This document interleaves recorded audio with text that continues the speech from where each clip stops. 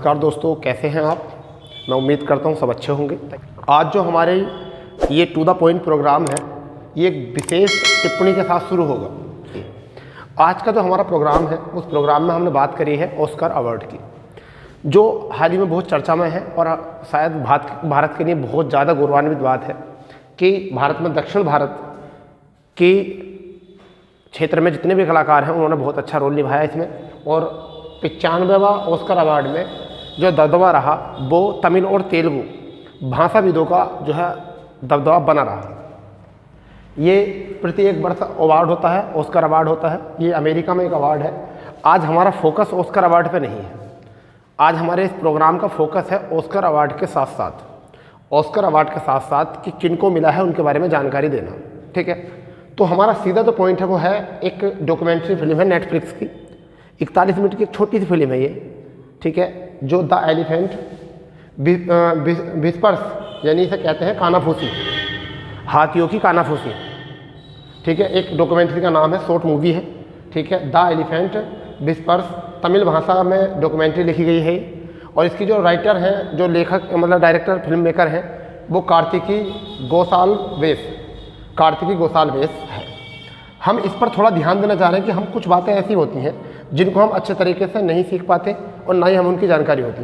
तो आज हम मेरे माध्यम से आप इस चीज़ को जानकारी में रखोगे कि ये क्या है, द एलिफेंट विस्पर्स जो है वो क्या है, ऐसा क्या है इसमें जो कि इसे ऑस्कर अवार्ड से सम्मानित किया गया। शॉर्ट मूवी डॉक्यूमेंट्री के रूप में जो है इसे ऑस्कर अवार्ड से सम्मानित किया गया। वहीं दूसरी तरफ आपको सबको पता है कि RRR एक मूवी आई थी अभी हाल ही में। वो तेलुगु गीत उसमें एक था, तेलुगु भाषी गीत, हिंदी भाषी नहीं, तेलुगु भाषी गीत नाटू नाटू, जिसके संगीतकार हैं MM कीरवानी जो है MM कीरवानी इसके संगीतकार हैं। उन्हें भी ऑस्कर अवार्ड से सम्मानित किया गया है। थोड़ा मैं आपको याद दिला दूं, RR मूवी जो है ये SS राजमौली इसके डायरेक्टर हैं। SS राजमौली यहाँ से क्वेश्चन में आ सकता है एग्जाम में। इस RR का मतलब कई बार एग्जाम में पूछा जा सकता है कि प्रथम R का मतलब राइज है, दूसरे R का मतलब रोर है और तीसरा R का मतलब जो है रिवोल्ट है। अंग्रेजी नाम था ये, राइज रोर रिवोल्ट। राइज का मतलब मैं आपको बता दूं क्या होता है। राइज का मतलब होता है उदय, सब जानते हैं। रोर का मतलब होता है दहाड़ना और रिवोल्ट का मतलब होता है बगावत। तो उदय, दहाड़ना और बगावत इस मूवी का नाम था हिंदी में, अगर हम बात रखें तो।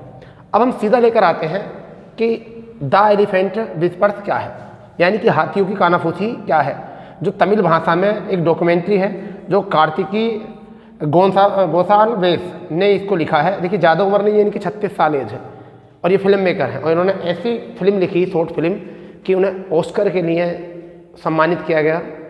तो बहुत गौरवान्वित बात है कि ये क्या है ये समझते हैं। ये एक शॉर्ट मूवी है। ये 2 साउथ के कपल के ऊपर आधारित है। साउथ के 2 कपल के ऊपर आधारित है, जिनके द्वारा 2 छोटे हाथियों के, यानी 2 हाथियों की देखभाल पर आधारित एक मूवी है। यानी कि हाथियों के देखभाल के ऊपर ये आधारित मूवी है, जो उन छोटे हाथियों को अपने बेटों की तरह पालते हैं। मतलब ये क्या है डॉक्यूमेंट्री, ये डॉक्यूमेंट्री है दक्षिण भारत में 2 कपल है। ठीक है, वो छोटे हाथियों को, 2 हाथियों को पालते हैं, उन छोटे हाथियों को अपने बच्चों की तरह पालते हैं, उस पर आधारित है। और उन्होंने इस फिल्म के माध्यम से पशु और मानवता के बीच में संबंध स्थापित करे गए हैं कि किस तरीके से पशु और मानवता के बीच में संबंध स्थापित होते हैं। और इसी सच्ची कहानी से जू प्रेम को और भी ज़्यादा आकर्षित किया गया है कि मानव में जू प्रेम के प्रति जो है और भी ज़्यादा प्रेम मतलब स्थापित हो। इस तरीके से कुछ बात है यहाँ पर। चलिए शुरू करते हैं। क्या है, तमिलनाडु पर कर्नाटक की सीमा पर, कहाँ पर, तमिलनाडु कर्नाटक की सीमा पर एक वन्याभरण जीव वन्याभरण जिसका नाम है मधुमलाई। कौन सा है, मधुमलाई। वहाँ पर प्रकाडू, क्या है वहाँ पर, प्रकाडू एलिफेंट्री, यानी कि हाथियों का एक कैंप है।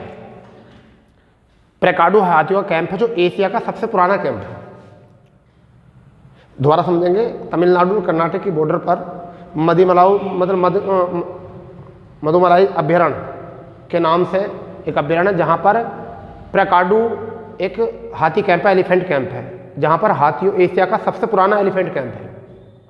जिसका निर्माण जो अगर स्थापना की बात करें तो 140 वर्ष पहले हुआ है, जिसकी स्थापना जो हुई वो 140 साल पहले हुई। यहाँ पर कार्टून आइकन के लोग जो हैं तमिलनाडु और कर्नाटक में कार्टून आइकन नाम के लोग रहते हैं, यानी कार्टून आइकन नाम के समुदाय के लोग रहते हैं, जिन्हें जंगल के राजा कहा जाता है। वहाँ जनजाति क्षेत्र है कि और वहाँ पर क्या रहते हैं लोग, उन्हें जंगल का राजा कहा जाता है। ठीक है, उनमें एक व्यक्ति हैं बमन। आपको लिखते रहना, जो भी अगर याद ना रहे कभी बाद में आप भूल जाओ। एक व्यक्ति हैं बमन, वह पुजारी भी हैं और महंत भी हैं। और एक लेडी हैं वैली, जिनके एक पति, उनके पति की मृत्यु हो चुकी है, यानी कि उनकी वो कहाँ की कबीले की महिला है। वैली महिला है, बमन पुरुष है।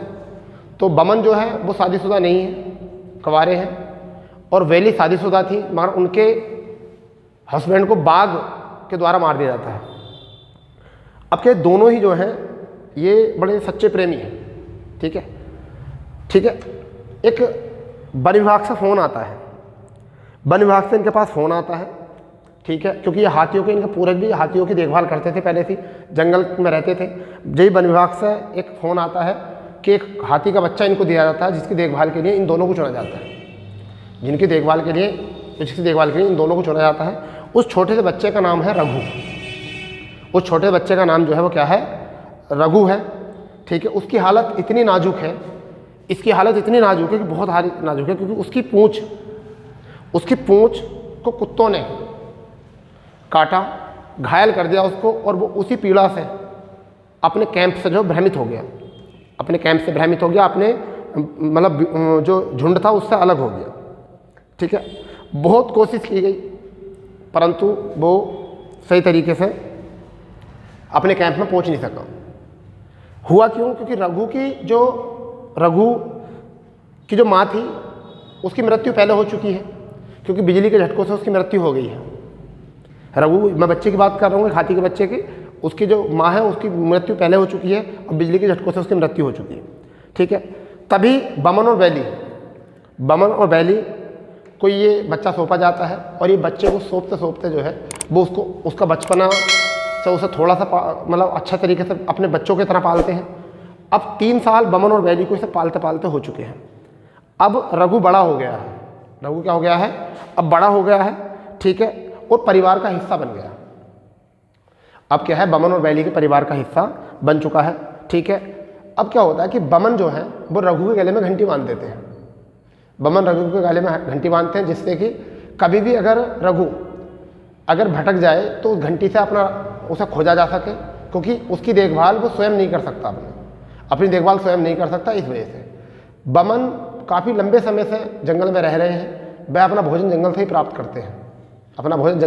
करते हैं, और हाथियों के बीच में रहते हैं, उनकी देखभाल भी करते हैं, जंगल से ही उनको भोजन प्राप्त करते हैं। ठीक है, जंगल में उनका रहना सहना होता है। उनके पूर्वज भी पहले से जंगल में वहाँ पर रहते हैं। इसी बीच होता है गले में घंटी बांधना, रघु का दोस्त एक कृष्णा होता है। रघु का दोस्त जो होता है कृष्णा होता है। ठीक है, वो भी चारे की खोज में जो है उसे मिलता है। ठीक है, और जिसके चलते जो है वो चारा खाना उसको सिखाता है, क्योंकि हाथियों की प्रथा होती है, बच्चे जो होते हैं बड़ों को देखकर सीखते हैं। तो कृष्णा को देखकर वो चारा खाना सीखता है, और उसी चारे के माध्यम से वो उसका अच्छा दोस्त बन जाता है। अंततः बात क्या होती है कि बैली का जो पहला पति था उनकी मृत्यु हो गई थी, बाघ ने उनको मार दिया था। परंतु इसी बीच में क्या हुआ कि इनके बीच में जो है निकटता आ जाती है। बमन और बैली को उसको पालते पालते जो है उनकी निकटता आ जाती है। पूजा का दिन आता है, एक दिन पूजा होती है, पूजा का दिन आता है और हाथियों को सजाया जाता है, और गणेश जी का आशीर्वाद दिलाया जाता है। श्री गणेश के पास लेकर जाते हैं, गणेश जी के पास, और उनको आशीर्वाद दिलाया जाता है। और हाथियों को और जो वहाँ के लोग थे त्यौहार के दिन पर उनको सबको सजाते हैं। अंततः उसी समय पर होता यह है कि बमन और बैली के बीच में निकटता आ जाती है, और बमन और बैली आपस में शादी कर लेते हैं। इसी बीच में कुछ ही समय बाद वन विभाग से फिर फोन आता है। ठीक है, और एक जो है अम्मू नाम की एक बच्ची, क्योंकि ऐसा होता है ना कि हरियाली आ गई है, बारिश शुरू हो गई है, हरियाली आ गई है, बहुत सारे हाथियों को खाना मिल गया है। अंततः हाथियों के झुंड बाहर निकल गए खाने के रास्ते से। अंत फिर एकदम क्या हुआ कि मौसम में नया परिवर्तन आया, सूखा गर्मी होनी शुरू हुई, और जैसे ही सूखा और गर्मी शुरू हुई तो उस बीच में जो है हाथी भटक रहे थे खाने के लिए। उसी बीच में एक छोटी सी बच्ची जो होती है, हाथियों की जो बच्ची होती है छोटी सी, उसका नाम होता है अम्मू, वो भटक जाती है। उसकी जिम्मेदारी भी वन विभाग वाले इन्हीं को सौंप देते हैं क्योंकि ये बहुत अच्छे से देखभाल करते हैं। अब अम्मू को भी पाल लेते हैं। अब क्या होता है, परिवार में एक सदस्य और बढ़ जाता है। पहले से रघु था, अब अम्मू भी उसमें आ जाती है, शामिल हो जाती है, और वो दोनों एक साथ खेलते हैं, एक साथ चारा खाते हैं, बहुत अच्छे दोस्त हो जाते हैं दोनों, रघु और अम्मू। अब रघु और बमन दोनों, बमन और वैली दोनों के बीच में निकटता आ जाती है, जिसके चलते दोनों हाथियों को सजाते हैं, घर की सजावट होती है और आपस में शादी कर लेते हैं, एक दूसरे को माला बनाते हैं। इसी बीच अचानक ऐसा होता है कि वन विभाग की तरफ से एक फ़ोन आता है और कहते हैं अब आपकी शादी हो चुकी है, अब आपकी शादी हो चुकी है और अब आप अच्छे तरीके से शायद देखभाल नहीं कर सको हाथियों की, और रघु को किसी और जगह शिफ्ट करने की बात करते हैं, और रघु को उनसे अलग करने के लिए वो कह देते हैं कि कहीं दूसरी कोई और दूसरा मालिक है जिसके पास उसको भेजा जाएगा। परंतु निकटता इतनी आ जाती है उनके बीच में कि कुछ ही समय पहले जो होता है वैली के बेटे की मृत्यु हो जाती है, और उसके आंसू जो है रघु अपने सूंड से साफ करता है। और कहा यह जाता है कि तमिलनाडु वाले क्षेत्र में वैली को हाथियों की माँ कहकर पुकारा जाता है, हाथियों की माँ कहकर पुकारा जाता है, यानी कि माँ और बेटे का रिश्ता उनमें हो जाता है रघु और वैली में। ठीक है, इसी बीच बमन उनके बाप की भूमिका निभाता है, अंत वन विभाग वाली टीम जो है वो रघु को दूसरी जगह शिफ्ट कर देते हैं, जिसके चलते उनको बहुत समय तक ना खाना अच्छा लगता है। वैली ने खाना छोड़ दिया, बमन ने खाना छोड़ दिया, अम्मू ने भी खाना पीना छोड़ दिया। ठीक है, अंत होता क्या है कि जब भी बमन को ज़रूरत होती है, देखना होता है, वो उनको पुकारते हैं और रघु जो है उनसे मिलने के लिए आ जाता है। तो इस डॉक्यूमेंट्री में कुछ इस तरीके से प्रेम दिखाया गया है मानव का, क्योंकि मैं पूरी डॉक्यूमेंट्री अगर आपको बता दूंगा तो फिर आप क्या देखोगे, इसलिए थोड़ा सा इसको देख लेना या कुछ समझ लेना कि क्या थी और क्यों इसे ऑस्कर मिला है। तो इस स्टोरी से, इस डॉक्यूमेंट्री के माध्यम से बताया गया है कि किस तरीके से इस जनरेशन को भी हाथियों की देखभाल करनी चाहिए, उनके साथ प्रेम स्नेह होना चाहिए, जू के प्रति स्नेह होना चाहिए, और उन्हें भी एक मानव की तरह देखना चाहिए। ये वाली एक प्रेरणा मिलती है, शायद इसी प्रेरणा के चलते, इसी सीख के चलते जो है वो ऑस्कर अवार्ड के लिए इनको नामित किया गया है। तो दोस्तों, अगर आपको ये प्रोग्राम अच्छा लग रहा हो, टू द पॉइंट प्रोग्राम अच्छा लग रहा हो, हम ऐसी जानकारी आपको देते रहेंगे इस प्रोग्राम के माध्यम से। जो भी कुछ होगा आपके सामने रहेगा, करंट अपडेट रहेंगे जितने भी रहेंगे, ठीक है, और सभी राज्यों के बारे में जानकारी बताएंगे। मिलते हैं कल नए सेशन के साथ। जय हिंद, जय भारत।